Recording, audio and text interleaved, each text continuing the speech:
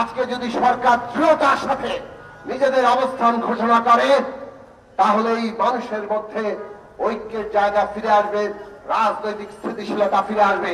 পরস্পর মুখোমুখি অবস্থা তৈরি হয়েছে, মনে রাখবেন এই পরস্পর বিরোধ এবং মুখোমুখি অবস্থা কেবলমাত্র ফ্যাসিস্ট শক্তি তাদের দেশি বিদেশি মিত্রদেরকেই সহায়তা করবে। যদি শ্রমিকদের অধিকার নিশ্চিত করা না যায়, তাহলে শ্রমিকদের যদি যুক্ত না করা যায়, তাহলে এই যাত্রা সম্পন্ন হবে না। আমরা ধন্যবাদ জানাই যে প্রফেসর মোহাম্মদ ইউনূস এই কথা বলেছেন, কিন্তু একই সাথে আমরা বলতে চাই এটা যেন কথার কথা না থাকে, এটা যেন নীতিতে প্রতিফলিত হয়। দেশের যে অবস্থা তাতে গণতান্ত্রিক শ্রম আইন ছাড়া বাংলাদেশ আন্তর্জাতিক বাণিজ্যে টিকতে পারবে না।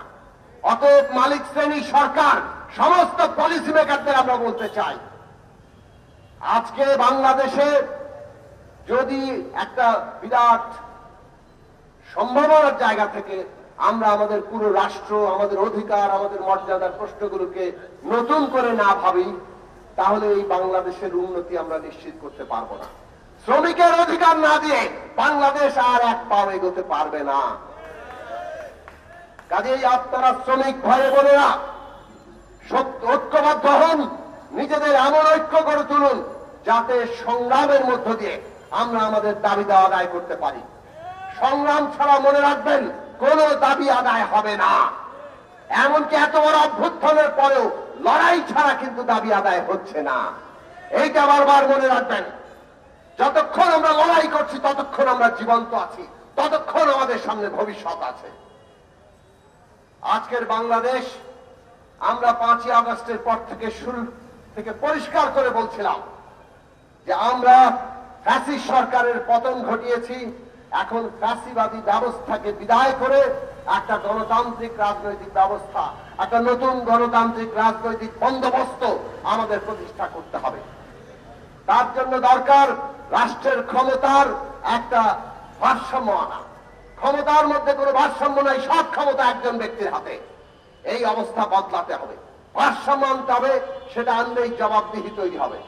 এই জন্য সংসদ, বিচার বিভাগ, রাষ্ট্রের নির্বাহী বিভাগ, সবগুলো প্রতিষ্ঠান কিভাবে একটার সাথে আরেকটার ভারসাম্য সৃষ্টি হবে সেই দিকে আমাদের যেতে হবে।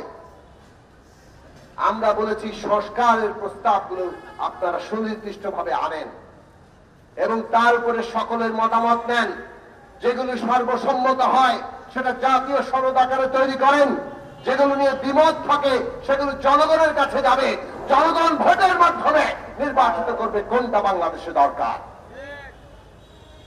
এইটা যদি আমরা নিশ্চিত করতে পারি তাহলে ন্যূনতম জাতীয় ঐক্য থাকবে।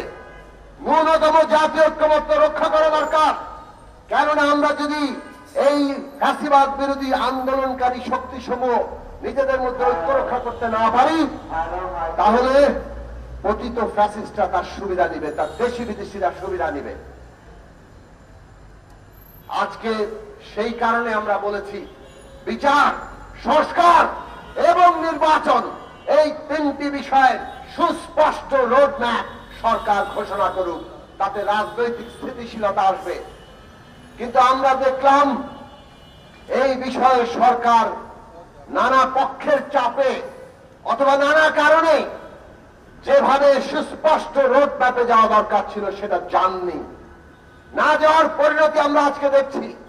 একটা ভয়ঙ্কর অস্থিরতা, উত্তেজনা সমস্ত রাজনৈতিক অঙ্গনে তৈরি হয়েছে এবং আন্দোলনকারী শক্তি যারা ফ্যাসিবাদের পতন ঘটিয়েছে তাদের মধ্যে আজকে একটা অনৈক্য সৃষ্টি হয়েছে, পরস্পর মুখোমুখি অবস্থা তৈরি হয়েছে। মনে রাখবেন এই পরস্পর বিরোধ এবং মুখোমুখি অবস্থা কেবলমাত্র ফ্যাসিস্ট শক্তি তাদের দেশি বিদেশি মিত্রদেরকেই সহায়তা করবে। শহীদের রক্তের উপর আমরা দাঁড়িয়ে আছি, রক্তের দাগ এখনো শুকায় নাই। কাজেই আমাদের ঐক্য কোনোভাবেই ভাঙতে দেওয়া যাবে না।